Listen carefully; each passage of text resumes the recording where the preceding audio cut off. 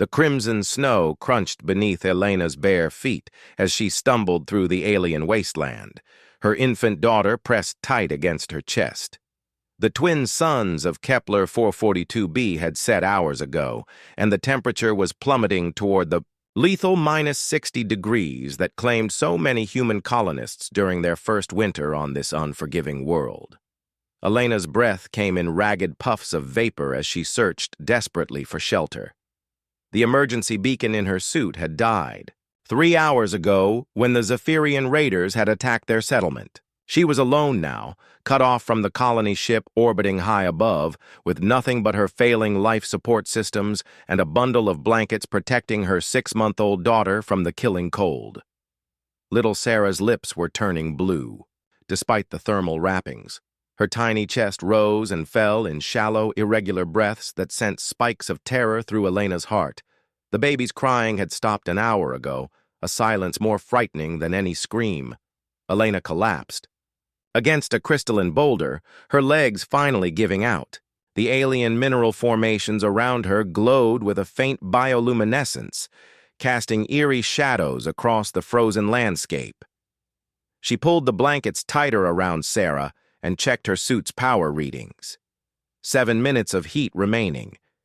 Maybe 10 if she disabled all non-essential systems. "I'm sorry, baby girl," Elena whispered, her voice cracking. "Mama tried so hard." She had been a xenobiologist before the colony ship launched, studying the theoretical possibilities of life on distant worlds. Never in her academic career had she imagined she would die on one of those worlds, holding her daughter as they both froze under alien stars. The Zephyrians had come without warning. Their insectoid ships had descended like metallic locusts, their energy weapons turning the prefabricated colony structures into slag. Elena had managed to grab Sarah and run, but hundreds of other colonists hadn't been so lucky. She had seen the Zephyrians' true forms through her helmet display, towering creatures with chitinous exoskeletons and compound eyes that reflected no mercy, no recognition of human suffering. Sarah stirred weakly in her arms, letting out a soft whimper. Elena looked down at her daughter's perfect little face, at the dark eyes that had inherited her father's intelligence and her own stubborn determination. David should have been here. He should have been the one to protect them. But David was, back on Earth, probably not even knowing yet that the colony had fallen. "Once upon a time," Elena began, her voice barely above a whisper, "there was a little girl who was braver than all the knights in all the kingdoms." She rocked Sarah gently, feeling the baby's body temperature dropping despite her efforts. "And this little girl had a mama who loved her more than all the stars in the sky." The lullaby her own mother had sung to her came naturally, the melody rising and falling with the rhythm of her breathing. Elena's voice grew stronger as she sang, pouring all her love and regret into the ancient words. If these were to be their final moments, she would make them count. "Hush now, my baby. Be still, love, don't cry. Sleep as you're rocked by the stream. Sleep and remember my last lullaby, so I'll be with you when you dream." The song echoed off the crystalline formations, creating a haunting harmony that seemed to resonate with the very molecules of the alien atmosphere. Elena closed her eyes and continued singing, feeling Sarah's breathing stabilize slightly against her chest. That's when she heard them, footsteps crunching through the snow behind her. Elena's eyes snapped open, her hand instinctively reaching for the emergency flare in her belt. The Zephyrians had found them. She turned slowly, expecting to see the looming silhouette of her daughter's killer. Instead, she saw something impossible. A figure emerged from the glowing mist, humanoid, but clearly not human. It stood nearly 8 feet tall, with pale blue skin that seemed to absorb and reflect the bioluminescent light around them. Its features were delicate, almost ethereal, with large silver eyes that held an ancient wisdom. Most surprising of all, it was humming along with her lullaby, its voice creating a harmonic resonance that made the very air shimmer. Elena clutched Sarah tighter, unsure whether to run or stand her ground. The being raised one long-fingered hand in what appeared to be a gesture of peace. "Your song," it said in perfect English, its voice like wind chimes in a gentle breeze. "It speaks of love that transcends death. We have not heard such music in many cycles." "Who? What are you?" Elena managed to ask. "We are the Kalari," the being replied, stepping closer with fluid, graceful movements. "We were the first to walk this world, long before your kind or the Zephyrians arrived. We have watched your species with great interest, such passion, such fierce devotion to your young." More figures materialized from the mist, a dozen Kalari surrounding Elena and Sarah with quiet dignity.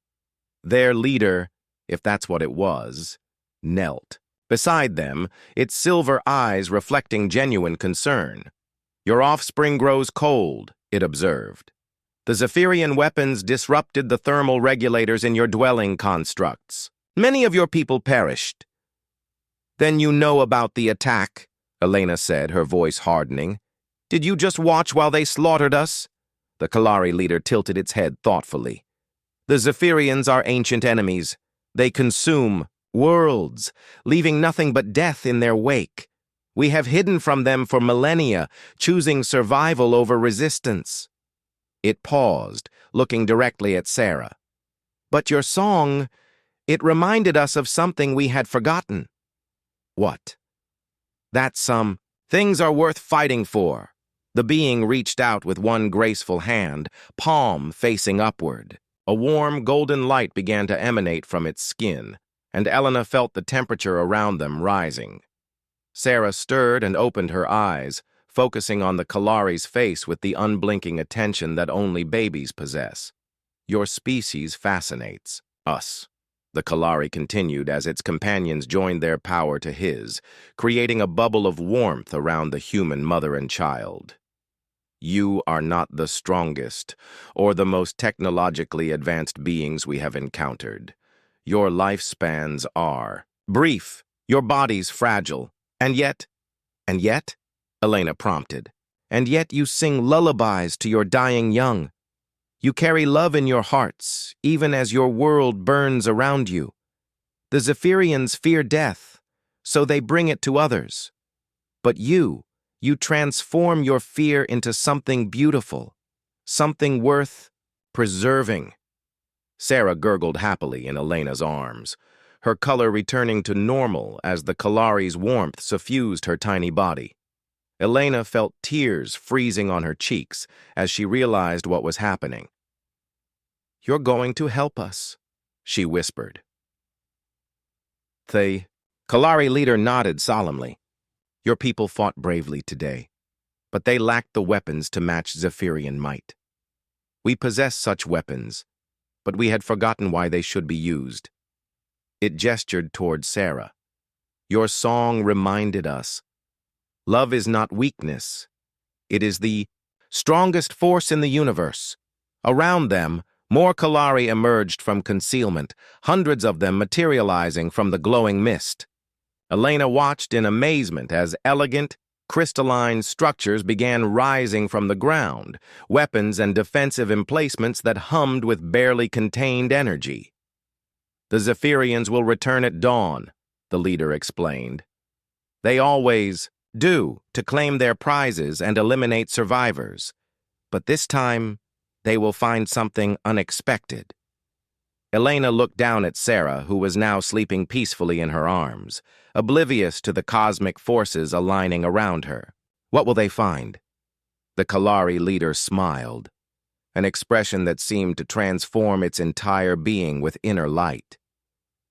"They will find that humanity is not alone. They will discover that some songs are powerful enough to wake the sleeping gods." As the first light of dawn began to touch the horizon, Elena heard the distant hum of approaching Zephyrian ships, but she was no longer afraid. Around her, the Kalari stood ready, their weapons charging with righteous fury. And in her arms, Sarah slept on, protected by a mother's love and an ancient race's newfound purpose. The lullaby had ended, but the symphony of resistance was just beginning.